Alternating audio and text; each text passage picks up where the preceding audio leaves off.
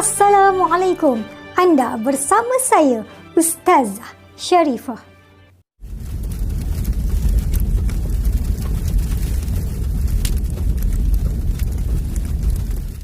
Baiklah, hari ini kita nak bercerita tentang 3 perkara sahaja, iaitu yang pertama tentang asas pemakanan, yang kedua makanan segera, dan yang ketiga makanan yang boleh membantu meningkatkan sistem imun badan.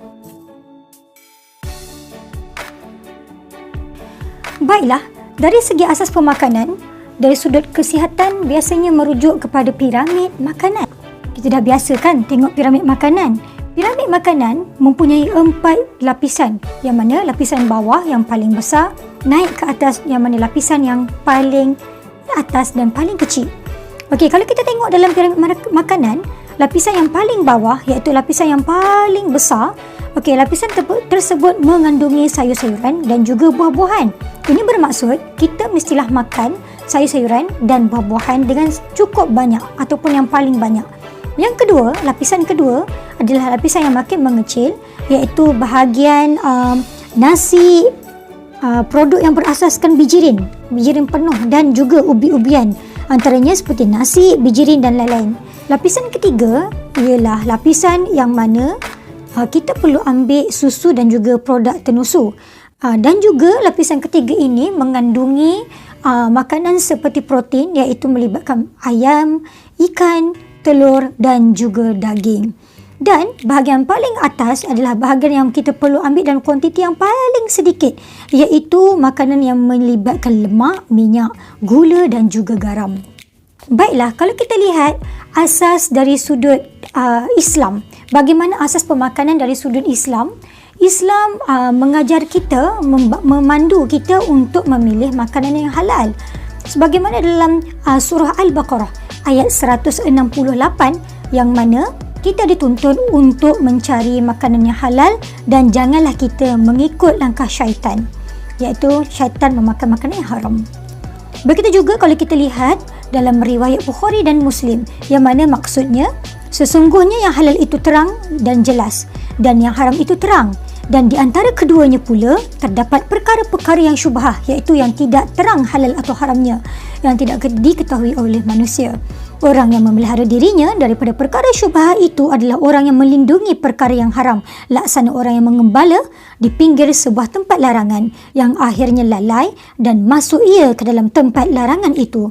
Adapun bagi setiap raja dah ada sebuah kawasan larangan, dan tempat larangan Allah itu adalah segala yang diharamkan. Ketahuilah, pada setiap jasad itu seketul daging. Jika ia baik, baiklah seluruh jasad itu, dan sekiranya ia rosak, maka rosaklah seluruh jasad itu. Itulah hati. Riwayat Bukhari dan Muslim. Kalau sesuatu makanan itu berkait dengan sumbernya, cara pemprosesannya, premis atau tempatnya. Jika ia berkaitan dengan haiwan, ia hendaklah disembelih mengikut ketetapan syarak. Jadi, makanan yang mempunyai kandungan seperti babi ataupun khinzir, anjing dan juga haiwan yang tidak disembelih mengikut syarak, jadi perkara-perkara tadi termasuk dalam perkara yang haram, yang mana kita tidak boleh untuk mengambil makanan tersebut. Baiklah murid-murid, Islam memandu kita untuk memilih makanan yang halal dan lebih baik dan baik untuk kesihatan kita. Jadi, sekiranya makanan itu mempunyai kandungan seperti babi atau khinzir, anjing, ataupun juga kandungan itu mengandungi haiwan yang disembelih tapi tidak mengikut syariat, maka ia termasuk dalam kategori makanan yang haram dan kita perlu jauhi makanan tersebut. Jadi murid-murid, untuk mudah kita kenal pasti makanan yang halal ini adalah lebih baik sekiranya kita mencari penjualnya, pengeluarnya dan orang yang memproses makanan tersebut di kalangan orang Islam, supaya keadaan ini memudahkan kita untuk memberi keyakinan pada diri kita bahawa kita telah makan makanan yang halal.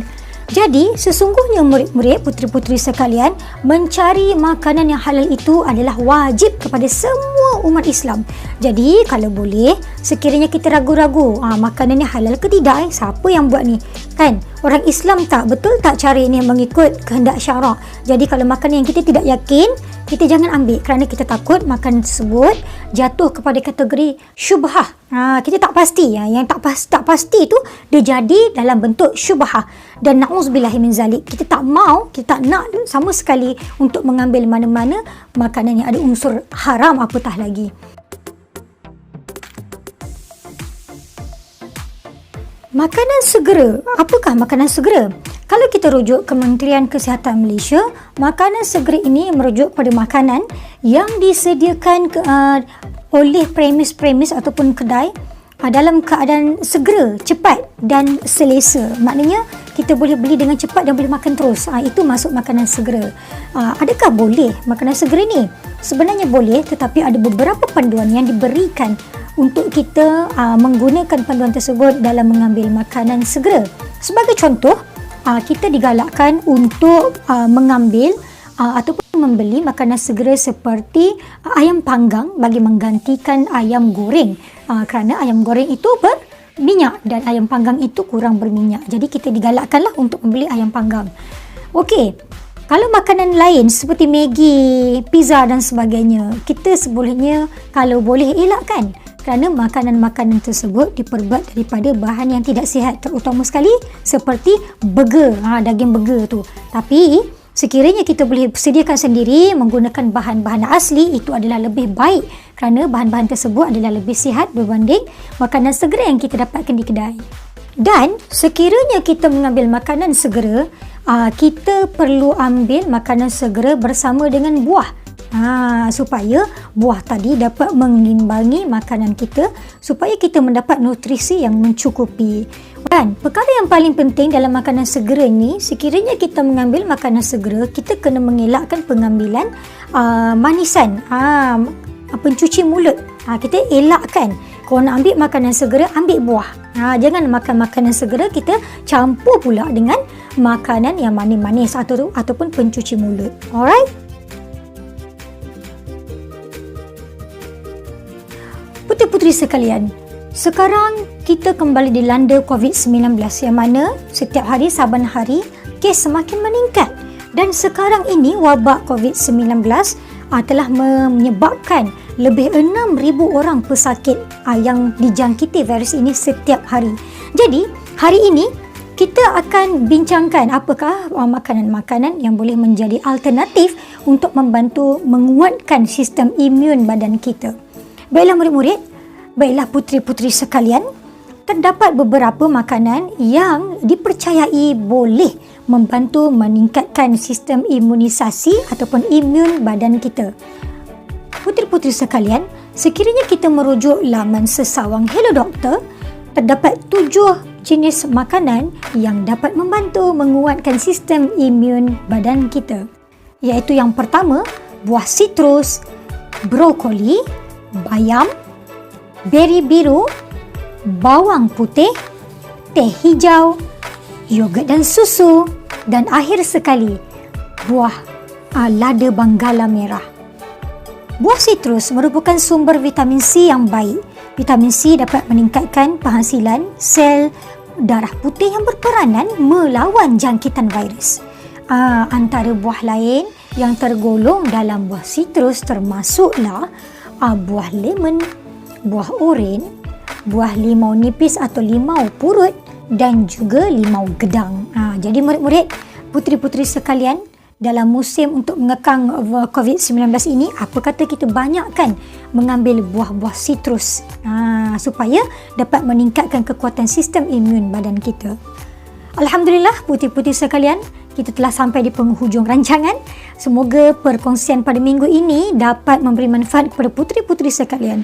Dan setelah menonton video ini, jangan lupa untuk like, share dan subscribe. Dan yang paling penting, jawab kuis yang telah disediakan. Okey, cukup sekadar itu sehingga kita berjumpa lagi. Terima kasih saya ucapkan dan Assalamualaikum warahmatullahi wabarakatuh. Bye.